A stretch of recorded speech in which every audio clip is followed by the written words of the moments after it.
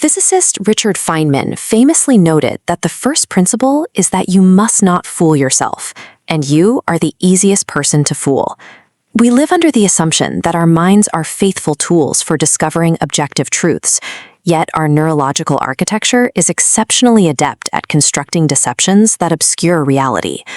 Confirmation bias is the relentless, unconscious tendency of the brain to selectively search for information that validates our pre-existing beliefs, while instantly discarding contrary evidence. It functions as a systemic failure of cognitive validity, pulling human reasoning away from objective ground truth. To understand how this dismantles logic, we must examine the brain's biological hardware. Deep within the brain, the striatum acts as a raw data processor. It is responsible for the objective learning of values and calculating the probabilities associated with our cumulative actions. This processor is governed by the Posterior Medial Prefrontal Cortex, or pmPFC. This region represents our abstract rules and deeply held prior beliefs, and it plays a critical role in modulating our confidence in our own opinions. Neuroscientists mapped the interaction between these regions using functional magnetic resonance imaging during a real estate game. When participants learned that a partner agreed with their wagers, activity surged in the pmPFC, artificially boosting their confidence and causing them to increase their bets. When partners disagreed, the fMRI revealed a different result. The pmPFC showed drastically reduced neural sensitivity. The striatum continued processing objective data, but the prefrontal cortex immediately overrode it, rendering the individual neurologically blind to disagreement. The intensity of this override is driven by genetics. The COMT variant physically dictates how much an individual will persist in their beliefs, actively ignoring contradictory evidence. Because confirmation bias is hardwired into our dopaminergic reward pathways, we are biologically predisposed to penalize objective truth when it threatens our identity. In the 1960s, cognitive psychologist Peter Cathcart Wason sought to isolate this failure of reasoning. He operated on the principle that researchers should observe the mind under abstraction to reveal how it genuinely operates. This led to the 1966 Wason selection task. Imagine 4 cards on a table, A, D, 4, and 7. You are given a rule. If a card has a vowel on one side, it has an even number on the other. Which cards must you turn over to definitively prove the rule true or false? The overwhelming majority select the A and the 4. Choosing the A is partially correct. You must turn over the vowel. If there's an odd number behind it, the rule is broken. However, choosing the 4 is a logical fallacy. The rule did not state, if even number, then vowel. A consonant on the back of the 4 does not break the rule. The required choice is the 7 card. If there is a vowel on the back of the odd number, the rule is definitively falsified. Wason identified this one-sided hypothesis testing as confirmation bias. While his 1966 study focused on the logic of the error, we now know it maps to our biological hardware. The dopamine pathways drive us to seek cards that confirm the premise, while blinding us to the information that could disconfirm it. Failing a logic puzzle in a controlled setting is inconsequential, but when forensic investigators systematically select only the confirming 4 cards in criminal trials, they orchestrate devastating miscarriages of justice. In August 1980, 10-week-old Azaria Chamberlain vanished from her cot during a family camping trip at Uluru in the Australian Outback. The public found the reality of a wild dingo attack impossible to reconcile with their beliefs.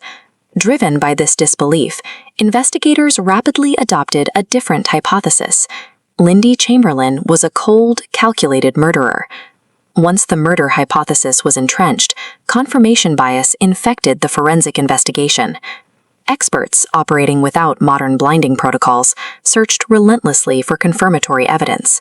Forensic pathologist Professor James Cameron examined the baby's jumpsuit and testified that he observed the bloodied handprint of a young adult on the fabric.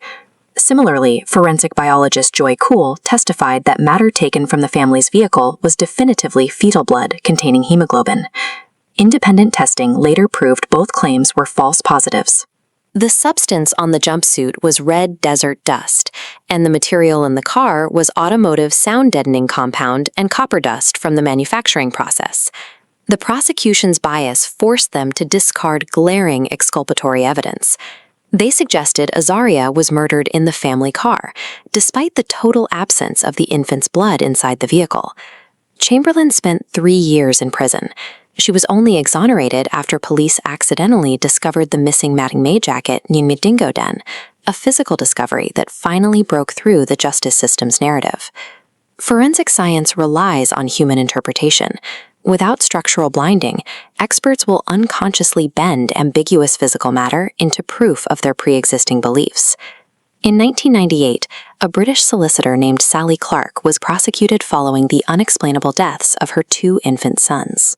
With no direct physical evidence of murder, the prosecution leaned heavily on the preconceived psychological hypothesis of Munchausen syndrome by proxy. To make the circumstantial evidence seem insurmountable, expert witness Professor Sir Roy Meadow told the jury that the chance of 2 natural infant deaths occurring in a single affluent family was exactly 1 in 73 million. To arrive at that figure, Meadow simply squared the odds of a single death. This was a catastrophic mathematical fallacy. Squaring probabilities is only valid if the 2 events are entirely independent. Because the 2 children shared identical genetics and were raised in the same environment, the events were inherently linked. This statistical error is a variation of confirmation bias known as the prosecutor's fallacy. Consider an archery target. Hitting a pre-drawn target's dead center is an extraordinary improbability. But if arrows strike a blank wall and the bullseye is drawn around them afterward, the improbability vanishes. You're simply calculating the chance of hitting the same random point. Because the police focused on Clark after the deaths occurred, the target was drawn retroactively. When juries lack statistical literacy, they will utilize mathematically impossible numbers to validate a prosecution's narrative and escape the cognitive dissonance of unexplainable tragedy. Because the dopaminergic override in the prefrontal cortex is biological, willpower is an ineffective defense against bias. To protect objective truth, we must use systemic methodological safeguards designed to remove human choice from the investigative process. Preclinical scientific studies utilize the ARRIVE guidelines, which require algorithmic randomization.